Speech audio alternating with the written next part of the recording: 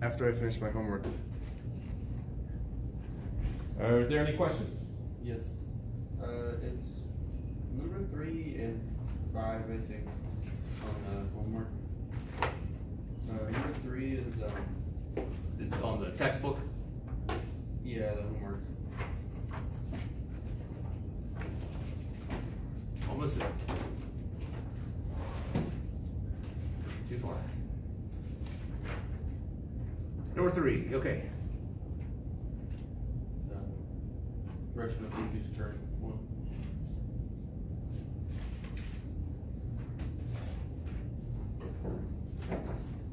The direction of the current induced in coil 2. Yep. If the current in coil 1 increases. All right, so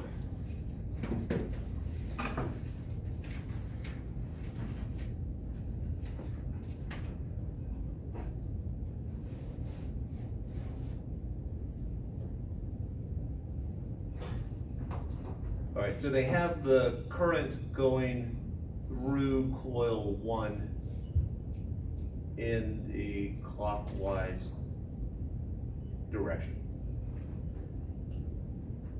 So this is coil 1, and the current's flowing this way. Okay. If the current's flowing that way, that means that the magnetic field that is produced by that current is coming out inside and away from us outside. Where coil 2 is.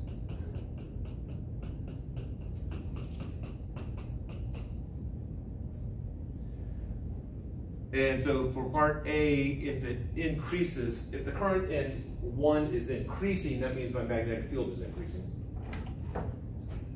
So that means that the flux through here is increasing into the board. And nature hates that. So it's not on my watch. So it's out of the board. Exactly. So the current induced in this wants to oppose that change. And so it's going to produce a current going in counterclockwise. So both of them are going counterclockwise? Yes. Okay. But the forces are opposite. For magnetic field. Say it one more time. The magnetic fields are opposite. Like one's going out, one's going in. Right. In this, in here, this location. That's what I'm looking for. So we have now outside we don't care about, but outside we have basically there's additional current, or sorry, additional magnetic field into the board in between. So in the next question, or in the part B, it says if the current in coil 1 decreases, then would the direction of the current in coil 2 flip? Yes. To where it gives it current? Yes. Okay. But it increases because if my magnetic flux is decreasing, it wants to boost it back up. It hates change. Nature in general hates change. If it decreases, the stuff stays the same, but the direction of the current stays the same, and the magnetic field direction stays the same. You started out with if it's in part B? Yes, part B. In part B, if my current is decreasing here, that means my magnetic flux into the board is decreasing. It's decreasing. Yeah. So it is going to produce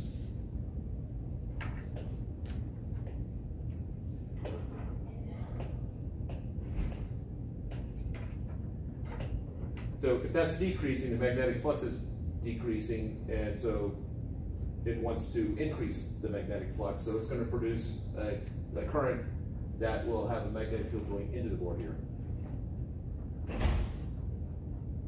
So it's going to go this way. And then, and then when it's constant, if nothing's changing, so then in the second coil, there's no current. Correct.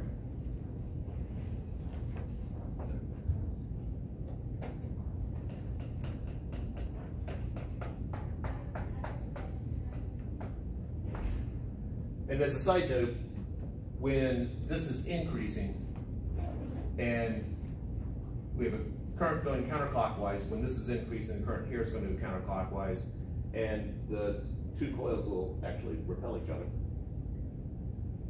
And when it's decreasing, they'll attract each other.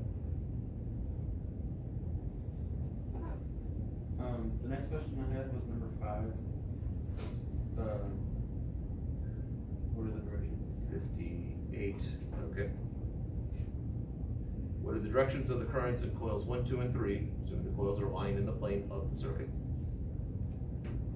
when the switch is first closed? We just don't have the images on the. You don't have the images? It just says Oh, that's right. And you can't tell from the text what they're talking about? Not in the same. Well, I think I actually saw this one because I opened the actual textbook. You were so desperate as to open the actual textbook. So in this one, we've got circuit with a switch. We have a coil. We have a battery supply, or power supply. And then we have a coil here, here, and here.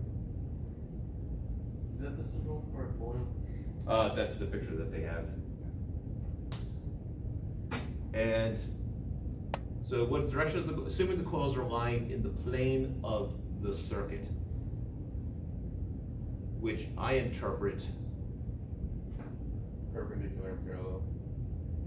Yeah, that. See, the way they drew it in the picture, it looks like it's, the coil is, so this is the plane, it looks like the coil's going this way, but I interpret the coil is flat. Okay. All right, so when we connect this, is it just a matter of the drawing, or do you want me to walk through it? Maybe you walk through. All right. So when we make the connection here, suddenly we're going to have current flowing through it. The current's going to flow this way. The way it is drawn, well, we'll get to that one in just a second. All right, so if I have current flowing this way, which way is the magnetic field going over here? The inside of the board. It's one of those two. Well, the current's going this way. Oh, you're doing a right hand rule. So as the current's going this way, Oh, this one? Okay. so here, the magnetic field will be going into the board. And here, out of the board. Over here, when the current's flowing this way, On the outside side, it's going into the board. On the inside side, it's going out of the board.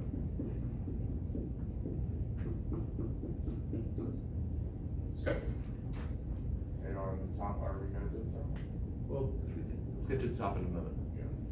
All right, so as we start the current, we get this buildup of current. Therefore, the magnetic field changes, therefore the flux through this coil changes. The flux through the coil is increasing. The coil says, no, not on my watch, and wants to reduce the change, reduce the increase. The only way it can do it is to induce a current with a magnetic field going out in the opposite direction. So it is going to create a magnetic, it's going to create a current going counterclockwise. Same with over here, counterclockwise. When you open the circuit, the current's going to decrease, therefore the magnetic field will decrease, therefore the magnetic flux decreases, and the induced currents will flood the other direction. We'll string back up. Yes, as best as it can. It will never quite succeed. If you have superconducting coils, then it is possible to completely balance it out, but without superconducting, all it can do is try. Yoder was wrong in this respect. there is try, even if you can't do. All right, so the upper part. When the switch has been closed, part B was when the switch has been closed for a long time, what's the induced current? No current. Yeah, there's nothing. All right, so coil 3. If that is an ideal solenoid, then what's the magnetic field outside of an ideal solenoid?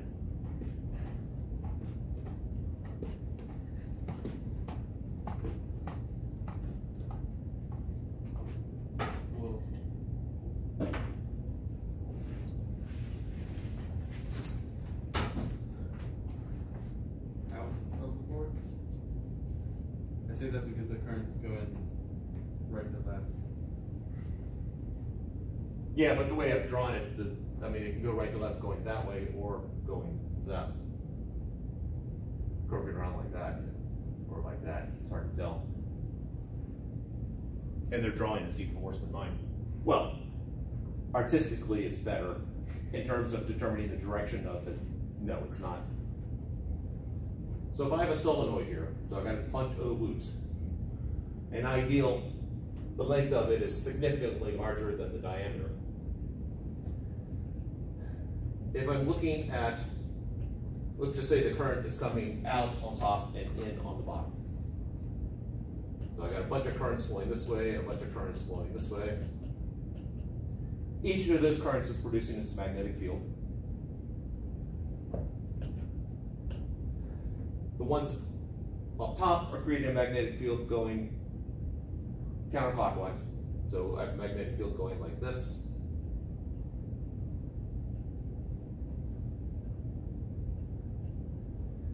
And the ones going into the board create a magnetic field going clockwise.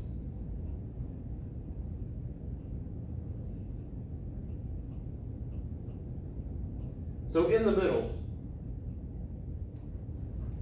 all the magnetic fields are going in that direction in the middle. The net is. But outside, now I've drawn it so that my magnetic field looks like it's just hovering around that wire, but the magnetic field goes on out. And so if I drew this slightly better, so I'll just do one on top and then one on the bottom. This magnetic field is going counterclockwise.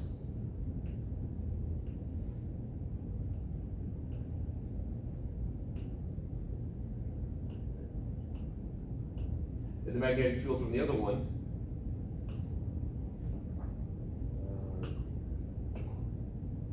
is going clockwise.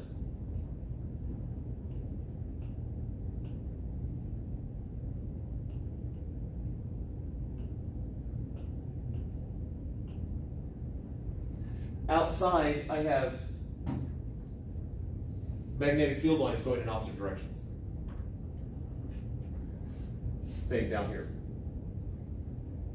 And so there's an incredible weakening of the magnetic field outside. And in an ideal case, there is no magnetic field outside.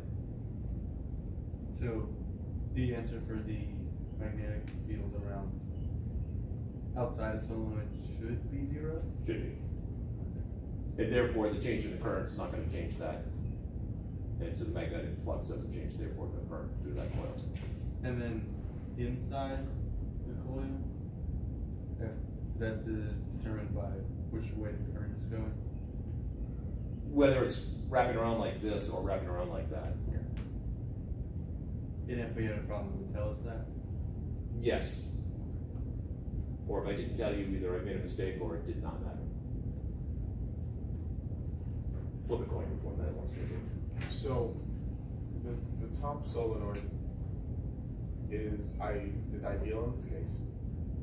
I am assuming. Okay. Because they don't give indication in the drawing here. Then how come They have some shading here, but I'm not quite sure how to interpret the shading. But okay, so for part A, when the switch is first closed, we said that the ones on the right and the left are going to be counterclockwise, Yes. and the one on the top will be 0? That's what I'm going with. It should be 0 for all of them. Well, it's going clockwise. For the top one? Yeah, or that's what I'm assuming, because it's going, it says 1, 2, and 3. It does say that. For 3, it's, CW. CW.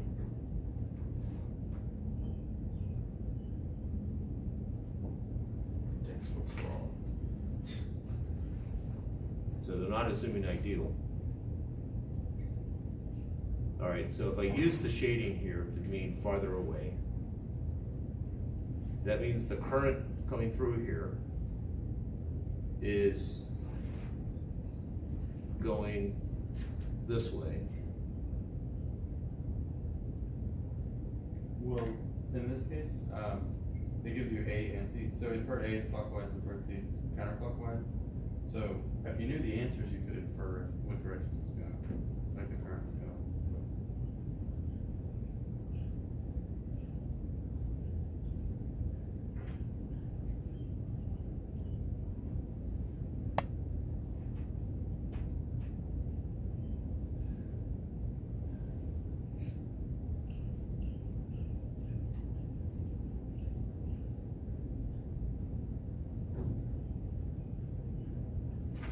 But if 3, so they're going with, so if it's going around like that, this is the north side and the south side. And so if it's less than ideal, we have basically an electromagnet going like this. But if this is in the plane, as we were assuming with those, the magnetic field is not going through the surface of this. Because the area vector would be this way, the magnetic field lines would be that way. They're perpendicular to each other, so there's no magnetic flux. So I disagree with their answer. Or, I guess it won't be in the quiz then. Assuming the coils are lying in the plane of the circuit. and they give a diagram, right? Yeah.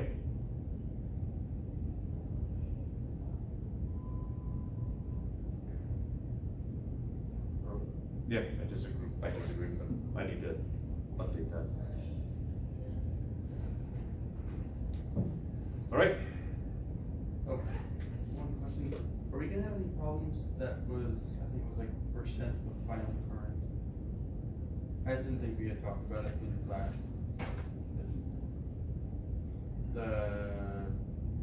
It's 75. Yeah, 75. Or 70. Also 79.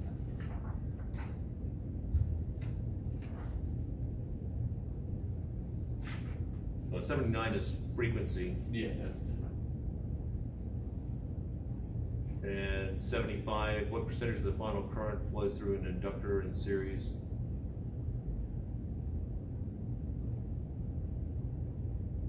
Let's see, in series with a resistor, 3 time constants after the circuit is completed. It's an RL circuit. Yeah, I didn't really cover that. That deals with the rate at which the current amps up. Okay. And so the bigger the time constant is, the longer it takes to do it. Okay. And so that's what that's about now. That in a calculus-based course, we could derive that. In non-calculus-based course, it's more of a, here's the formula. And I'm just not a fan of that. Was there a question on 79? No, I was just seeing if we had talked about it before. Okay. 75, no, we did not talk about it. I have a question about 27. I don't have it pulled up, the actual question though. 27, yes. I get how to find the direction of the induced current, but I don't understand how to find the direction of the magnetic force. The magnetic field? Yeah, well, You said magnetic force. maybe it's magnetic field. I don't remember. All right, for a, Whatever it asks for, I was gonna figure it out. I Okay. don't remember. so number 27.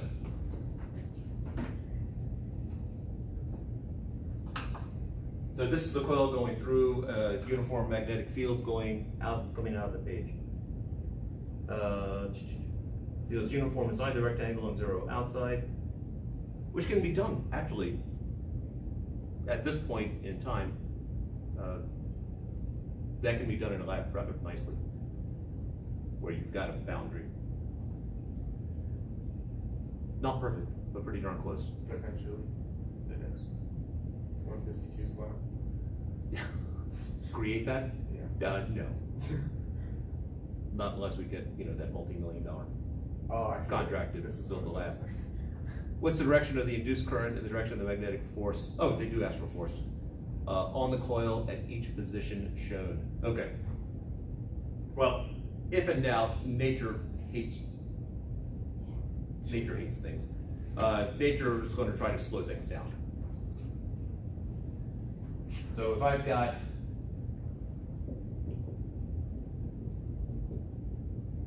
a uniform magnetic field, so just assume that all the dots are equally spaced and indicate uniform magnetic field coming out. I have a coil of wire that is entering. So before it enters again, this goes back to Faraday's law, before it enters the field, there's no magnetic flux through the coil, there's no change in the magnetic flux, more importantly, so there's no induced current. When it enters, then suddenly I'm getting an increase in the magnetic flux. Not a vector, but in that direction. The magnetic field's increasing in that direction as it enters. So the induced current is going to try to stop that. And so if I want the magnetic field, the induced magnetic field, to be opposite this, well, right-hand rule, I need the current to go that way. So when it enters, the current will go this way around through the coil, because that produces a magnetic field that goes into the board inside, which should reduce the change in the magnetic flux. When it's completely inside,